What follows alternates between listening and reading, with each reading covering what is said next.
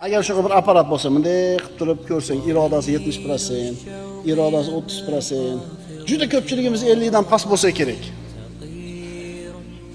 Menga tutmaylar qo'ying domla. Men bilaman o'zim irodamni qanaqaligini. Men kerak emas. Bu darslar birodarlar, nafs tarbiyasi. Nafs tarbiyasi.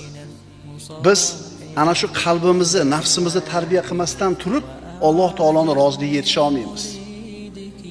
Va nafsi va ma sawaha fa alhamaha fujuraha va taqwaha qad aflaha man zakkaha va qad khaba man dassaha. Qarang, nafsni raso qilib yaratgan zotga qasam.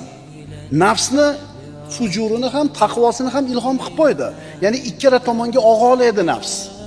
Fisq fujur tomonga ham og'olaydi, taqvo tomonga ham og'olaydi. Ikkala tomonga teng engisha oladi.